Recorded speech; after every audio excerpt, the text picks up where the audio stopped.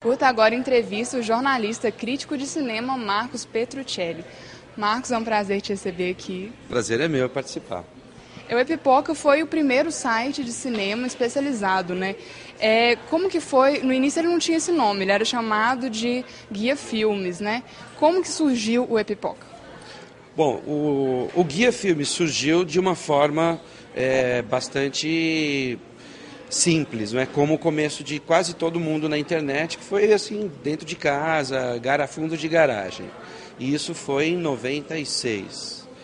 Até 99 ele se manteve com esse nome, até um grande portal do Brasil me fazer uma oferta, que era uma oferta irrecusável em termos financeiros, e eu saí de um portal em que eu estava e fui para esse novo portal com uma estrutura muito maior e que fez o site crescer e se evoluir. Neste momento ele passou a ser chamado de Epipoca. Eu precisava escolher um nome que fosse um nome mais com cara de marketing, que tivesse um efeito de marketing mais poderoso, mais forte, mais eficaz do que Guia Filmes. Guia Filmes pode ser um monte de coisa, não é? Mas Epipoca assim, tinha uma força que eu acho que e ela se sustenta até hoje, não é? É o único nome, né? É o único, né? E engraçado que eu queria só Pipoca, mas Pipoca já estava registrado. Aí eu falei, eu vou dar uma sacaneada também com esse indivíduo, né? Eu coloquei um E na frente e tinha tudo a ver, né? E-mail, não sei o que e tal. Ficou. Pipoca, eu li no seu site que vocês estão com a possibilidade de tornar ele para os usuários também poderem falar, né? Também poderem escrever para a Pipoca. Eu li isso lá. E como que funciona isso? Como que funciona filtrar as coisas que são verdadeiras? Bom, primeiro, assim, já faz algum tempo que existe essa mensagem lá, que depende, evidentemente, de um mecanismo de tecnologia para que isso seja colocado em prática. O Epipoca, nesse momento, está passando por uma reformulação. É uma notícia em primeira mão que eu estou te dando. O Epipoca está, nesse momento, passando por uma reformulação gráfica e tecnológica. Então, tudo daqui a 2 ou 3 meses, em novembro é meu prazo, inclusive, para um novo Epipoca. Assim, vai estar completamente diferente, com um banco de dados muito mais moderno do que ele já é, não é? Com possibilidades de informações assim impensáveis, né? E quando este trabalho estiver executado, aí sim os próprios usuários, não todos, vai ter uma série de critérios, as pessoas vão precisar se cadastrar e eu vou usar de vários critérios para saber se essa pessoa tem ou não capacidade e habilidade, né? E também, é claro, qualidade de texto para poder colaborar com o site. Isso é uma coisa que já tem sites de várias partes do mundo e tem, é claro, uma inspiração até no Wikipédia, que é uma biblioteca em que todo mundo participa, né? Pessoas do mundo inteiro participam, só que para que a pessoa participe tem esses critérios que vão ser colocados em prática para saber se a pessoa pode ou não colaborar ali. Então é isso que vai acontecer com o site. E nesses anos todos como crítico, quantos anos que são mesmo? Eu vou ter que confessar minha idade também. Olha, mais de 20 anos já, 25 anos que eu trabalho com isso. E qual que é o ponto mais importante da crítica, na sua opinião? O ponto mais importante? Quais os pontos, né? Bom, eu acho assim, a crítica é uma coisa muito complicada.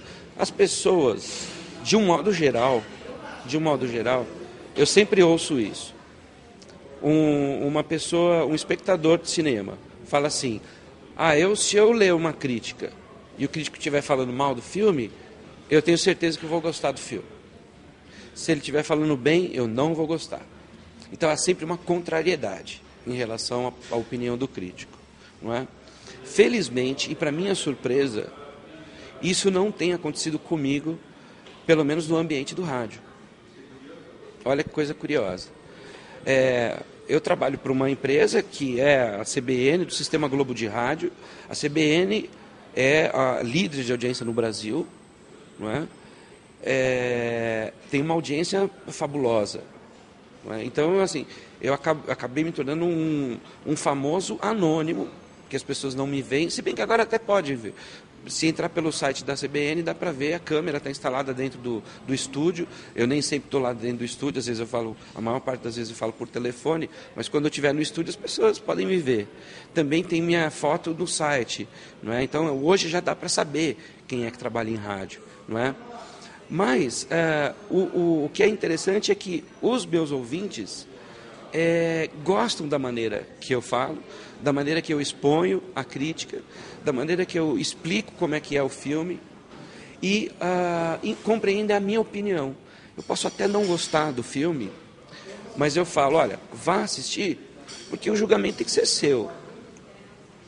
O filme precisa ser muito, mas absolutamente muito ruim, para que eu simplesmente detone aquele filme e fale, olha, não perca seu tempo.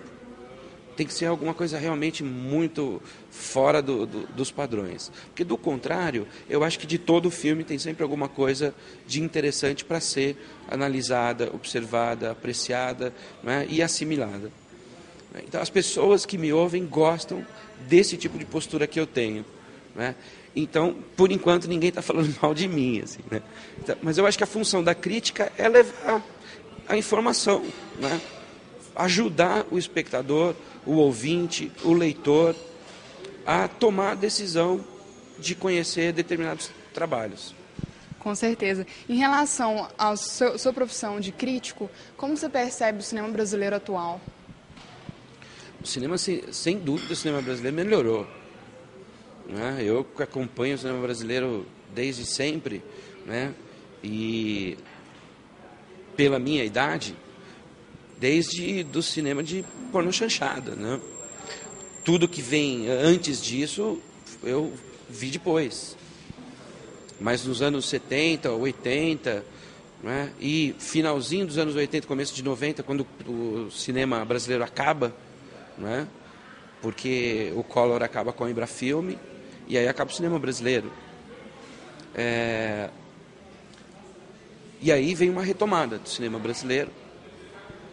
E desde então eu acho que o cinema tem conseguido melhoras significativas em todas as linhas.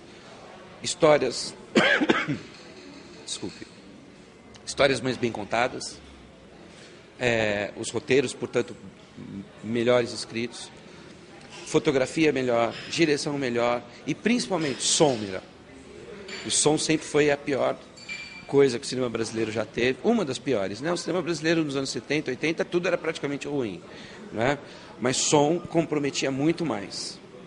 Hoje o som é de extrema qualidade, não é? Então, basta ver que hoje a gente tem mais de 100 produções brasileiras por ano. Isso é uma coisa fora do comum, não é? E tem curtas-metragens, longas, documentários, ficção, tem de tudo. Não é? E com mais de 200 festivais no Brasil para mostrar um monte dessas coisas. Qual é o problema no Brasil em relação ao cinema brasileiro? Falta de salas, né? Não adianta produzir um monte de coisa e não ter onde mostrar. Então, entre vários problemas que ainda precisam ser resolvidos, salas é um dos principais. Mas, sem dúvida, o cinema brasileiro melhorou bastante. Ótimo. Foi um prazer te receber no nosso programa, Marcos Petruccelli. E boa sorte aí para o seu novo projeto da Pipoca. Eu que agradeço, foi um prazer participar com vocês. Parabéns pelo trabalho também.